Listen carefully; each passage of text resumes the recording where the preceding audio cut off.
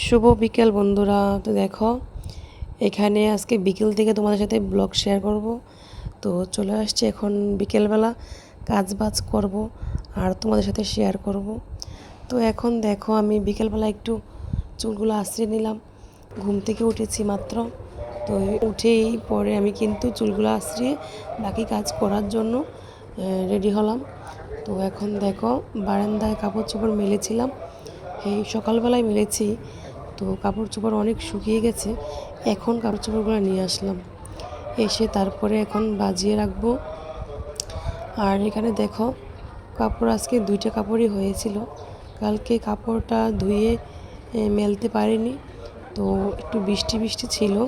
তো আজকে কিন্তু কাপড় দোনোটাই ধুয়ে মেলে দিয়েছি। তো দোনোটাই আজকে শুকিয়ে নিয়েছি। আজকে ভালো রোদ ছিল, আজকে কোনো বৃষ্টির আবহাওয়া ছিল না। রোদের তাপ ছিল প্রচণ্ড, অনেক কাপড় চোপড় শুকিয়ে নিয়ে আসতে পারলাম। তো এখন সবগুলা ভাঁজ করে জায়গায় রেখে দিব। তো এখন সবগুলা কাপড় চোপড় ভাঁজ করে যাব রান্নাঘরে। অনেক কাজ, আজকে দুপুরবেলা রান্না করা হয়নি, সকালে যা রান্না করেছিলাম ওই দিয়ে চলেছে। তো এখন আবার বিকেলবেলা কিছু রান্না করতে হবে। তার মধ্যে আসলাম সামনের রুমে, যে আমার বেডশিটগুলো, বিছানার যে চাদরগুলো, ওইগুলো এখন ঝাড়পোছ করে নিলাম। অনেক দিন যাবৎ হয়ে গেছে বিছানাটা, চাদরটা পেতেছি, তো একটু ময়লা ময়লা লাগছে। কালকে তুলে ধুয়ে দেব। আর এখন একটু ঝাড় দিয়ে নিলাম, ঝাড় দিয়ে তারপরে বিকেলবেলার ঘর ঝাড় দেওয়া হচ্ছে। এখন বিছানার চাদর ঝেড়ে তারপরে সুপার কভারগুলো ঝেড়ে তারপরে কিন্তু এখন ঝাড়ছি ঘরটা ঝেড়ে, তারপরে যাবো রান্নাঘরে। তো সব কিছু পরিপাটি করে বিকেলের কাজ শেষ করে তারপরে পুজো দেব, সন্ধ্যা লাগাবো। তো এখন ঘরটা ঝাড় দিয়ে নিচ্ছি। আর দেখো, এখন আমার ছেলে কিন্তু ওই জায়গায় সোফার উপরে উঠে আছে। আর যখনই দেখবে যে ক্যামেরা অন আছে, ওর দুষ্টুমি চলবেই। তো এখন তারপরে দেখো, বারান্দাও একটু ঝাড় দিয়ে নিলাম, পুরো ঘর ঝাড়পোছ করেছি। তো সবগুলা ময়লা বের করেছি ঘরের বাইরে। এখন বেলচা দিয়ে ময়লাটা ফেলে তারপরে ঝাড়ুটা রেখে চলে আসছে এখন রুমে। আর রান্নাঘরে তো আজকে রান্না করা হয়নি ঠিক, আর রান্নাঘরে অনেক বাসন জমেছে, রান্না করা হয়নি কিন্তু। তো প্রচুর বাসন, সকালবেলা কাজ যখন করেছি তখনও কিন্তু আমি বাসন কুসন ধুয়ে ফেলেছি, তারপরও অনেক বাসন। আর এখন জানো, বিকেলবেলা এখন তো গরমকাল, আর এত গরম পড়ে যে কোনো কাজ করতে এনার্জি কুলায় না। তো সকালবেলা কাজ করে চলে গেছি রান্নাঘর থেকে, তারপরও বিকালে এসে দেখি অনেক বাসন কুসন হয়েছে। তো এগুলো আবার এখন মেজে ধুয়ে নিচ্ছি, না হলে বেসিন এখন ফুল হয়ে যাবে। আবার যখন বিকেলবেলা রুটি বানাবো তখন কিন্তু আরও বেসিন ফুল হয়ে যাবে, তখন কিন্তু আরও আগে ভালো লাগবে না থালা বাসনগুলো ধোয়ার জন্য। তো এখন বাকিগুলো ধুয়ে নিচ্ছি, যখন আবার রুটি বানাবো তখন আবার হবে, তখন আবার ধুয়ে নেব। জানো, এখন গরম তো প্রচণ্ড গরম, কোনো কাজ করতে এনার্জি আসে না। তারপরও কাজ তো করতেই হবে। আর থালা বাসন যদি জমে থাকে তাহলে তো আরও এনার্জি লস হয়ে যায়, দেখতে ভালো লাগে না রান্নাঘরটা, পরিপাটি থাকে না। তো পরিপাটি থাকলে তো বেশ ভালো লাগে। তো এখন ভালো করে ধুয়ে নিচ্ছি থালা বাসনগুলো, ধুয়ে তারপরে এগুলোকে গুছিয়ে নেব ভালো করে, জায়গায় রাখবো। আর বিকেলবেলা এখন তো রুটি বানাবো, আলু ভাজি করব। প্রথমে ভেবেছি কি করব, ফ্রিজ খুলেও দেখেছি কিছু ভালো লাগতেছে না এখন রান্না বান্না করার জন্য, যে রাতে মাছ রান্না করব বা চিকেন রান্না করব, এরকম কিছুই করতে ভালো লাগতেছে না প্রচণ্ড গরমের কারণে।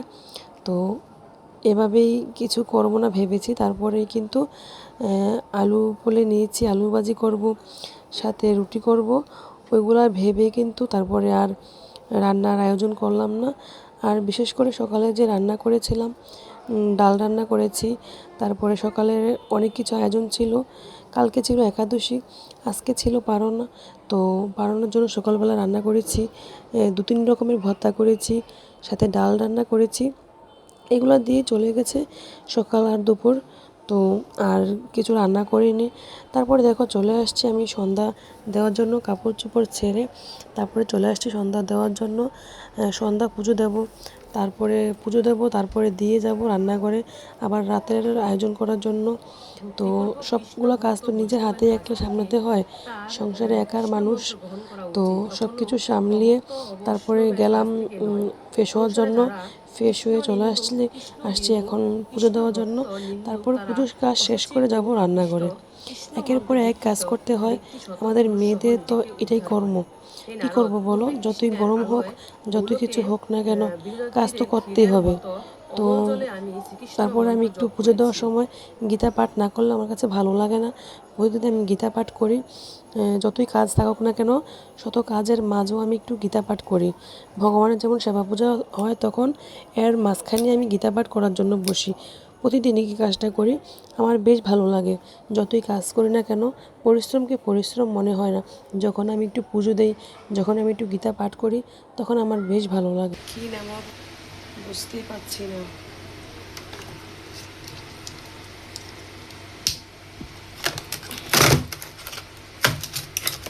হচ্ছে মাংস মাংস নামাবো না এখন। এখন কি রান্না করব?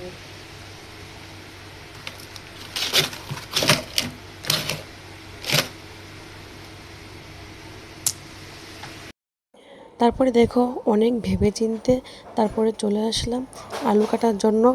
আলুগুলো নিয়ে বসেছি। তারপরে আলু ভাজি করব আর সাথে করব রুটি। রাত করে রান্না করলাম না আর চিংড়ি মাছ, কালকে রান্না করব চিংড়ি মাছ। আজকে এমনিতেও ছিল পারোনা, তো পারোনের দিন আর মাছ রান্না করলাম না। সারাদিন এভাবে চলে গেছে, এখন রাত্রেও এভাবে চলে যাবে। রুটি আর আলু ভাজি হলে আমার জন্য ভালো হয় আর আমার বরের জন্য ভালো হয়। সে কিন্তু রুটি আর আলু ভাজি হলে আর কিছু লাগে না।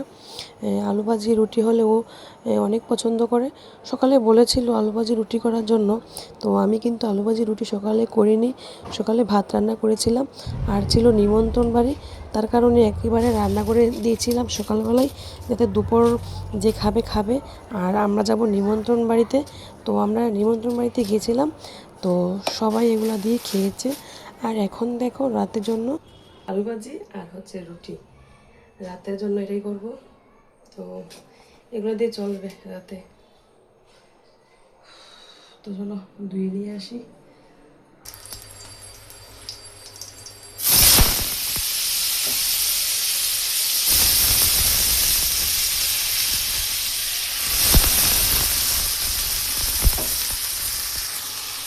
রাত করে কাজ করাটা অনেক কষ্টকর।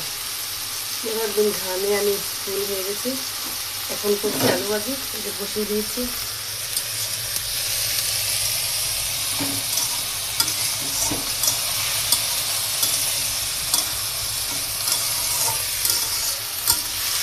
তারপরে বসাবো রুটি। তারপরে রাতে রুটি আর আলু ভাজি দিয়ে চলবে আজকে। তো চলো তারপর রুটিটা করে নিই, তারপর তোমাদের মাঝে আবার আসছি। এরপরে চলে আসছি আলু ভাজি করে, আলু ভাজি নামিয়ে রেখে আসছি। আর এখন রুটিও জল বসিয়ে রুটিকে ভালো করে চুলাতে বসিয়ে তারপরে কাই গুলেছি। যেভাবে চুলাতে বসিয়ে আটা দিয়ে কাই গুলতে হয় ওইভাবেই করেছি। আমি আর আজকে বলে করে মাখলাম না। ওইভাবে করলে রুটিটা কী হয়, যখন বেলে রেখে দেব অনেকক্ষণ যাবত থাকবে। আমার বর যখন আসবে তখনই দেব, রাত 11টার দিকে আসবে। আর যদি ঠান্ডা জল দিয়ে রুটিটাকে গুলে রাখি তাহলে কিন্তু রুটিটা রাত 11টা অবধি থাকবে না, লেগে যাবে। সাথে সাথে রুটিটাকে বেলে তারপরে খেতে হয়। ঠান্ডা জল দিয়ে রুটিটা গুললে এরকমটা করতে হয়। আর যদি গরম জলটা দিয়ে কাই গুলে রুটিটা করি তাহলে দেখা যায় কি, রুটিটা এভাবে যদি আগে যদি 2 ঘন্টা আগে যদি বেলে রেখে দেই কোনো সমস্যা হয় না। তো এখন এভাবেই রুটিটা বেলে তারপরে থালে একটু আটা দিয়ে তারপরে রেখে দেব একের উপরে এক, নিচের উপরে করে। তারপরে রুটিটা থাকবে অনেকক্ষণ যাবত। তারপরে যখন রাতে 11টার দিকে আসবে তখন সবাইকে দেব, তারপরে আমিও খেয়ে নেব। আর এখন কিন্তু সবাই বাচ্চাদেরকে এখন কিন্তু খাবার দিয়ে দিব, ওরা খেয়ে নেবে।